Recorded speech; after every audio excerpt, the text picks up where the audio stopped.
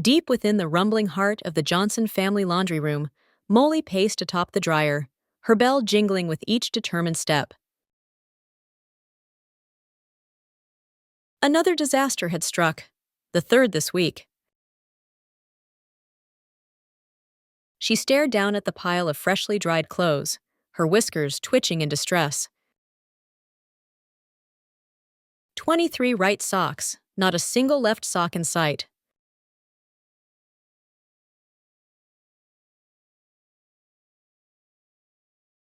This is getting ridiculous, Moly muttered, batting a lonely argyle sock with her paw.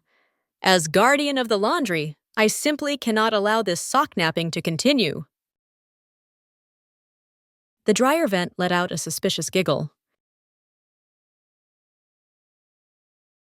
Moly's ears perked up. In 6 years of laundry room guardianship, she'd never heard the vent laugh before. She crept closer, her nose twitching at the peculiar scent of marshmallows and static electricity wafting from its depths.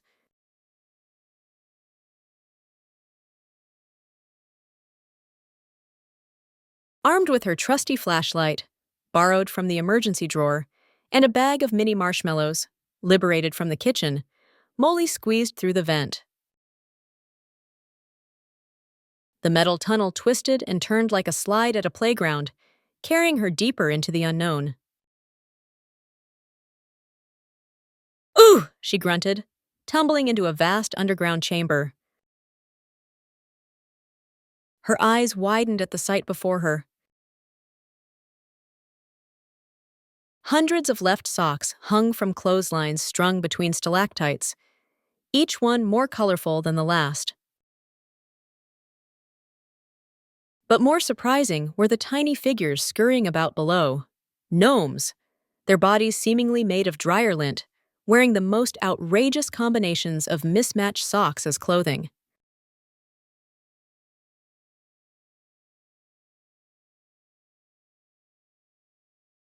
"Welcome to the revolution," a voice boomed.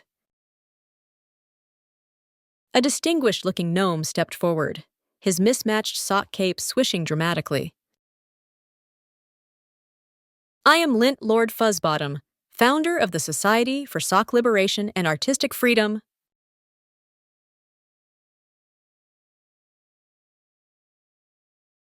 "You're the ones stealing all the left socks?" Moly demanded, trying to look intimidating despite having a dust bunny stuck to her nose. "Stealing is such a harsh word," Lint Lord Fuzzbottom adjusted his tiny spectacles. "We're liberating them from the tyranny of matching.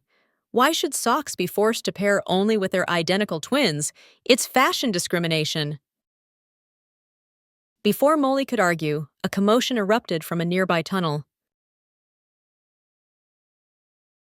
"Intruder alert! Intruder alert!" A squadron of animated underwear marched in, led by a pair of polka-dotted boxer shorts wielding a lint roller like a sword.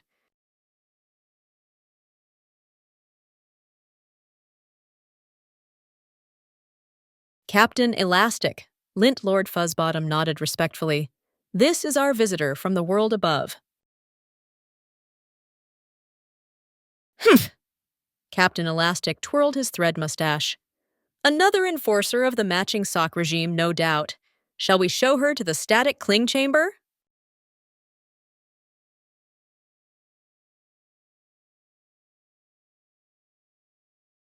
"Wait!" Molly held up her paws. "I brought marshmallows?" She pulled out the bag, and the entire chamber fell silent. Even the underwear squadron lowered their lint rollers.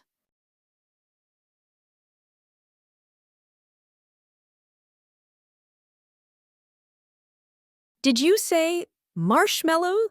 Lint Lord Fuzzbottom's eyes sparkled. "We haven't had those since we found that camping sock last summer. Perhaps we can negotiate."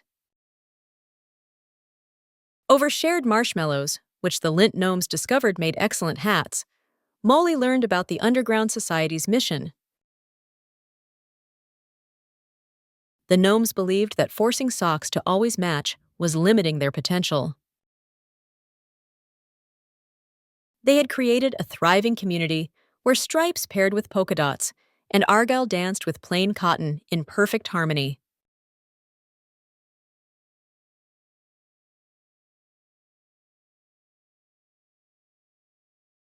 But what about the people up above?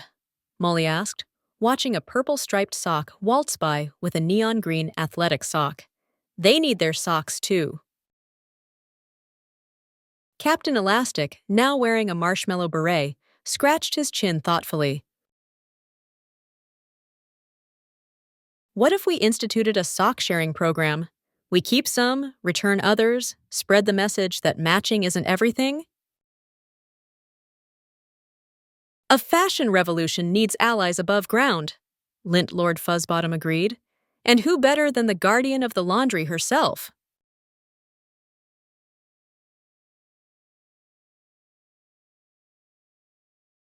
Moly considered the scene before her, the joy on every lint gnome's face as they paraded in their mismatched glory, the underwear squadron teaching sock puppets to tango, the whole wonderful chaos of it all.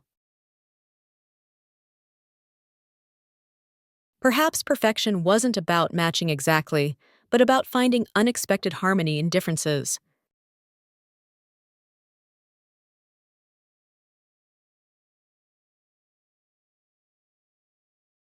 And so the Great Sock Liberation began.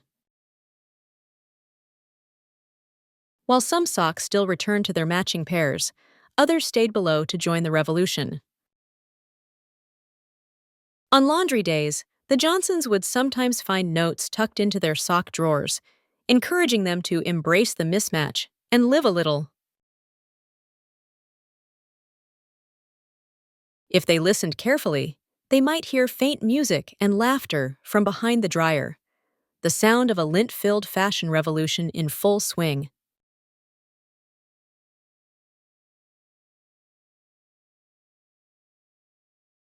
As for Moly, she kept her position as guardian of the laundry, but with a new understanding of her duties. Sometimes she could be spotted wearing a mismatched sock as a cape while making her rounds, her bell jingling in time with the underground celebration of imperfection.